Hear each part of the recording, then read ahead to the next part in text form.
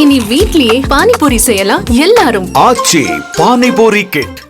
கடலூர் மாவட்டம் பெண்ணாடம் அருகே வெள்ளாற்றில் ஏற்பட்ட வெள்ளப்பெருக்கால் தற்காலிக தரைப்பாலம் வெள்ளத்தில் அடித்துச் செல்லப்பட்டிருக்கிறது. விவரங்களோடு செய்தியாளர் ஸ்ரீதர் இணைந்திருக்கிறார்.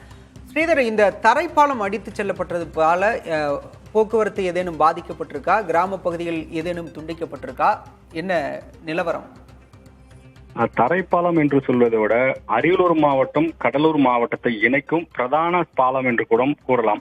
அந்த அளவுக்கு முக்கியமான இந்த பாலம் மேம்பாலம் கட்ட வேண்டும் என்று தொடர்ந்து அந்த பகுதி மக்கள், அதாவது இரண்டு மாவட்ட மக்கள், கடலூர் மாவட்ட மக்களும் அரியலூர் மாவட்ட மக்களும் தொடர்ந்து வலியுறுத்தி வருகிறார்கள்.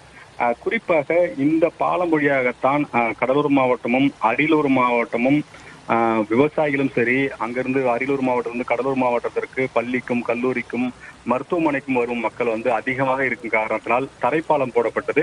அந்த தரைப்பாலம் கடந்த 5 ஆண்டுகளில் 3 முறை இது வரைக்கும் அடித்து சென்றிருக்கிறது. இதன் காரணமாக ஒவ்வொரு முறையும் 15 20 கிலோமீட்டர் சுற்றி வருகிறார்கள்.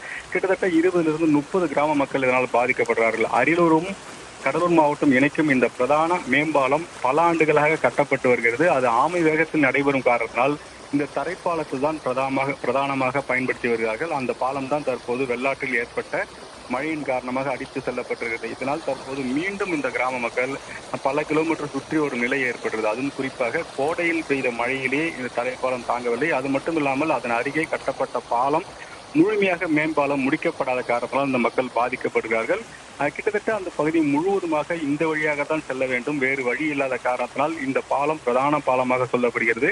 அப்படிப்பட்ட கடலூர் மாவட்டத்தில் தற்போது பெய்த இந்த மழையின் காரணமாக இந்த பாலம் அடித்து செல்கிறது. இந்த பணியை முடிக்க வேண்டியது அரியலூர் மாவட்ட நிர்வாகம். ஏனென்றால் அரியலூர் மாவட்ட நிர்வாகம் தான் அதற்கான நிதியை ஒதுக்கி அந்த மேம்பால பணியை நடத்தி வருகிறார்கள்.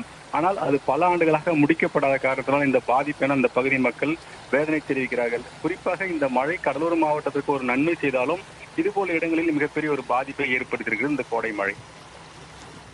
ஸ்ரீதர், 15 கிராமங்களுக்கு போக்குவரத்து துண்டிக்கப்பட்டிருக்கிறது. மாவட்ட நிர்வாகம் உரிய கவனம் செலுத்தி தரைப்பாலத்தை சீரமைத்தால் மட்டுமே கிராம மக்கள் பயணிக்க முடியும் நிலை இருக்கிறது. களத்திலிருந்து விவரங்களை வழங்கியமைக்க நன்றி ஸ்ரீதர். இனி வீட்லயே பானிபூரி செய்யலாம் எல்லாரும். ஆச்சி பானிபூரி கிட்.